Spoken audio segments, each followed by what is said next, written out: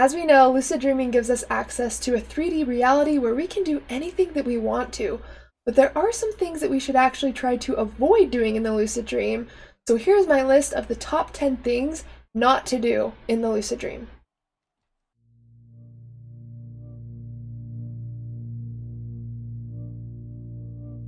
Number 1, don't do things that are too exciting right away. If as soon as you get lucid you start running or flying into the air, or trying to fly into the air anyways, that takes a lot of energy from the dream, and if we don't stabilize the dream first, it's actually going to make the dream crumble right before you or fade away in some way. So as soon as you get lucid, before you do anything too exciting or before you run off and do whatever you want to do in the lucid dream, since anything is possible, it's best to stabilize and ground yourself into the lucid dreaming experience. How we do this is just interacting with our dream senses. What can you see, hear, and feel around you?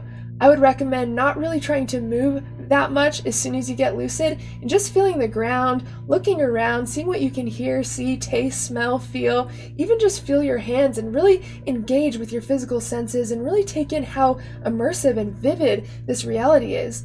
You'll notice as soon as you start engaging with your dreaming senses that the dream becomes a lot more crisp and clear, and then you're able to go and do basically whatever you want to. So before you do anything that's too exciting, just make sure to stabilize the dream first. Number 2, don't kill people. As we know, when we're in the lucid dream, everything that we are experiencing is us. So even dream characters are an archetype within our subconscious.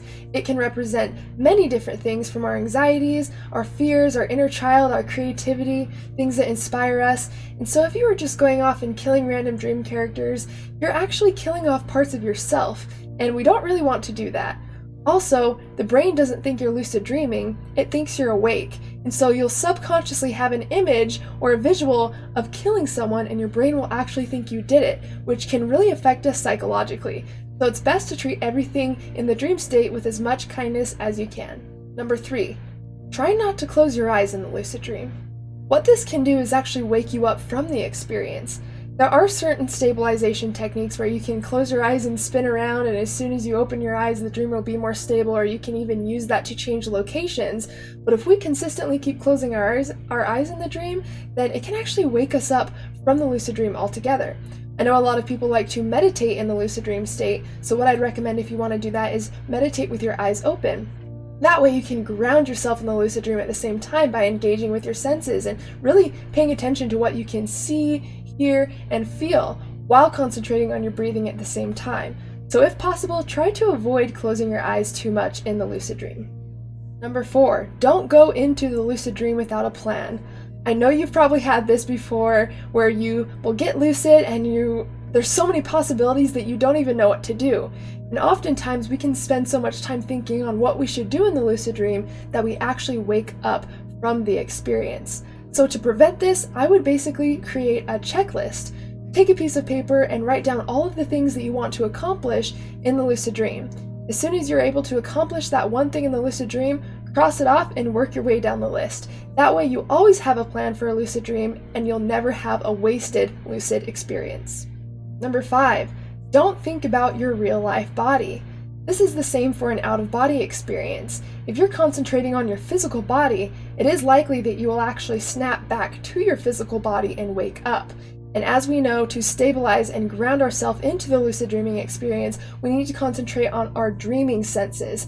If we concentrate on our physical senses or our physical body, it could cause the dream to fade because we're not putting enough awareness into the actual lucid dream. So this goes along with stabilizing it. Really concentrate on what you're experiencing in the lucid dream and not what your physical body is doing. Number 6, don't focus on negative thoughts.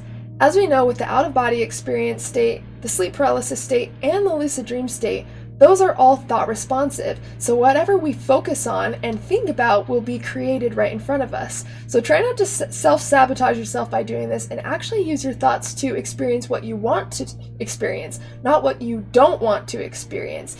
As soon as you start thinking about something in the lucid dream or intend or expect something to happen, it's most likely going to happen. So always expect the best, because as we know, we can create whatever reality we want to create in the lucid dream. So use your thoughts in a positive way to experience what you want, and don't concentrate so much on what you don't want to experience.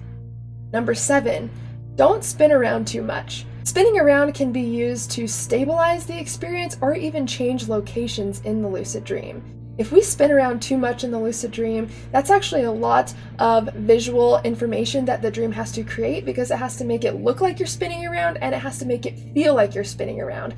And if we haven't completely grounded ourselves or stabilized ourselves into the lucid dream, this is a lot of energy for the dream to create, and it can cause the dream to fade. If you're wanting to stabilize the dream a little bit more, I'd recommend rubbing your hands together instead.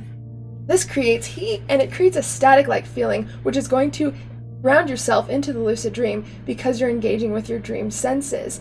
If you're wanting to change location in the lucid dream, you can just affirm that as soon as you walk through a door or as soon as you turn a corner, you can kind of get creative with this, that you'll be at the place that you're wanting to reach in the lucid dream.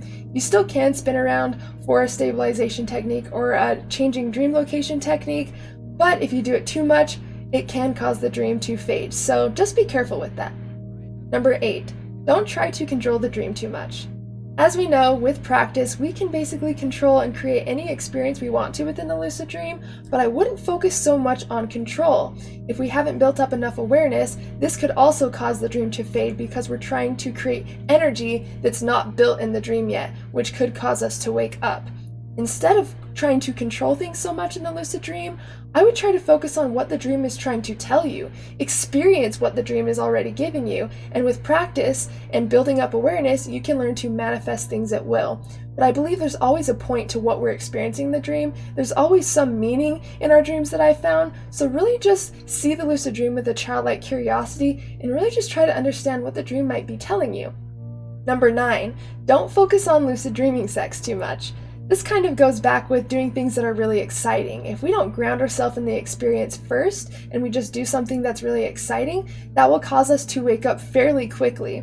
Lucid dreaming sex, in particular, is almost guaranteed to wake us up no matter what, because it is such a strong physical sensation that it can easily pull us out of the experience. So I would try to find other things that you can do in the lucid dream that give you a lot of excitement and that will help you enjoy the dream for longer, because if you do that first thing in the lucid dream, you're probably going to have a dream that is only a couple minutes, if that. So find other things that you can do in the lucid dream, and if you do want to engage in these acts, make sure that you definitely stabilize and ground yourself in the experience first. But again, if you engage in lucid dreaming sex a lot, your lucid dreams will most likely end prematurely anyways. And number 10, don't rely on lucid dreaming supplements alone. Lucid dreaming supplements are meant to aid you in your lucid dreaming journey, but they will not give you lucid dreams on their own. A lot of lucid dreaming supplements will help you create more awareness in the dream, will give you longer lucid dreams and even more vivid lucid dreams, but they will not create the lucidity on their own. So I would recommend having a lucid dreaming practice already built up, maybe doing reality checks, already writing your dreams down, maybe try some techniques with the lucid dreaming supplements. I wouldn't take the lucid dreaming supplements consistently because we can experience what's called habituation, which means our body adapts to the supplement and it stops working as efficiently. So make sure to take breaks if you are using a supplement, and try to only use them if you're having a dry spell and need a kickstart in your practice, or if you're already killing it at the lucid dream game and want to see what kind of vivid, strong dreams you can create tonight since you've already created the lucid dreaming practice on your own. They can really enhance what you've already built, so don't use them solely on their own and expect them to give you lucid dreams. And if you are interested in purchasing lucid dreaming supplements, I have a link to those in the description where you can get them, and they are the best ones that I have tried so far. Alright guys, and that is my list of the top 10 things to avoid in the lucid dream state. Definitely let me know what you think about this video and what you would like to see in the future. I would also love to hear about your guys' lucid dreaming experiences. They're always fun to hear about, and it's really interesting to see what you guys experience, because everyone experiences the lucid dream state differently, and maybe you can help someone in the comments that is struggling with the lucid dream state as well. Thank you guys so much for tuning in, and as always, with love and lucidity.